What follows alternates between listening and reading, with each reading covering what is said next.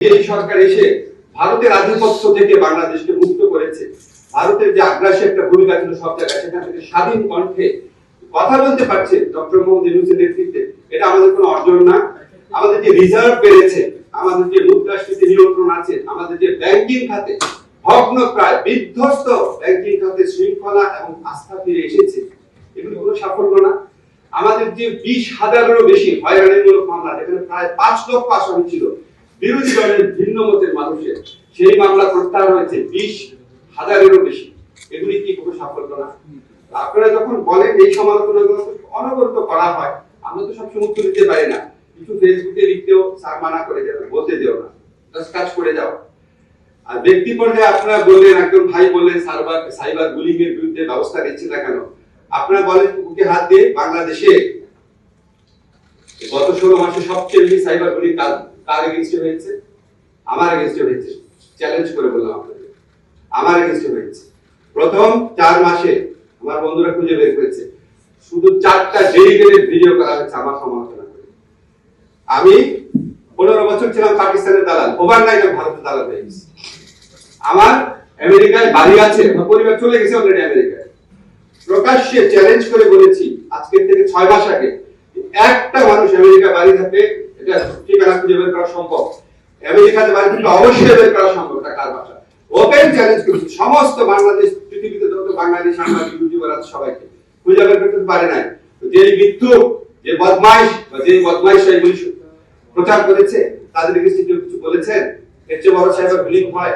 একটা মানুষ যার জীবনের সততা সবচেয়ে বড় অহংকার, তার বিরুদ্ধে এই ধরনের ক্যাম্পেইন করা। তারপরে আরেকটা স্পেসিফিক এক্সাম্পল দেখি, একটা সমালোচনা কোন জায়গায়। আমার পাশে বাংলাদেশের স্বনামধন্য আইনজীবী আছেন, যদি আমি ভুল করে থাকি আরেকজন স্বনামধন্য আইনজীবী আছেন, ভাই বলেন, আমরা ভুল করে থাকতে বলেন, আপনিও আছেন, আমরা বলেন। বাংলাদেশে যত জামিন হয়েছে, জুলাই ঘটনাকে গ্রেফতারকৃত যারা, তাদের মধ্যে কিছু কিছু জামিন অবশ্যই মানুষ পেতে পারে, কিন্তু কিছু কিছু ক্ষেত্রে আওয়ামী লীগের সন্ত্রাসী কর্মকাণ্ড করতে পারে, এই ধরনের জামিন পেয়েছে। এই জামিনের 90% হয়েছে হাইকোর্ট থেকে।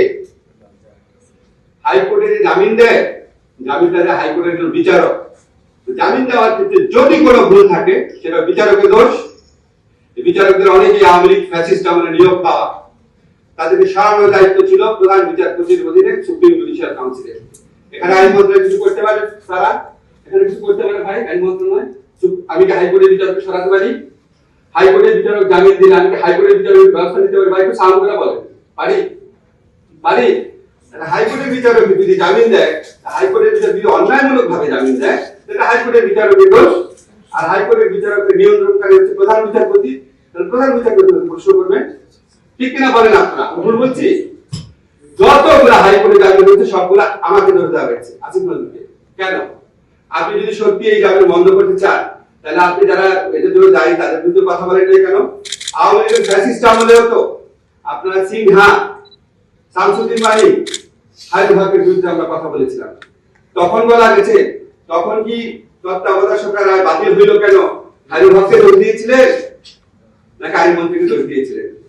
শামসুদ্দিন মালিকের উদ্ভট কর্মকাণ্ডের জন্য কি শামসুদ্দিন মালিককে দোষ দিয়েছিলেন নাকি আইনমন্ত্রীকে দোষ দিয়েছিলেন? এখন কেন আইনমন্ত্রীকে দোষ দেন? যে আইনমন্ত্রীর কোনো সম্পর্ক নেই এর সাথে, কিছু করারও নাই। এটা কেন দেন? আমি চিন্তা করি, দুইটা কারণে দেয়। হচ্ছে ভিউ ভালো হয় না, ব্যবসাটা ভালো হয়, মনিটাইজেশন হয়, আসিফ নজরুলের একটা গালি দিলে একটু টাকা আসে, এটা একটা। আর এটা হচ্ছে এখানে বিশেষ একটা রাজনৈতিক এজেন্ডা আছে। আসিফ নজরুলকে দুর্বল করলে বিশেষ রাজনৈতিক এজেন্ডা বাস্তবায়ন সহজ হয়। এই দুইটা ছাড়া আমি কোনো কারণ দেখি না। যারা অন্যায় জামিনের বিরুদ্ধে কথা বলতে চান, সত্যি যদি আপনারা চাইতেন, সত্যি যদি আপনাদের নিয়োগ ভালো হতো, তাহলে জামিন দিয়ে বিচারকরা দেয়, আর ওই বিচারকদের যিনি নিয়ন্ত্রণ করেন তাদের নিশ্চয় আপনাদের বলা উচিত ছিল। জীবনের সাথে চলে high five, all time healthy life. নিশ্চিন্তে খান, স্বাস্থ্যকর অল টাইম পান। All time healthy life.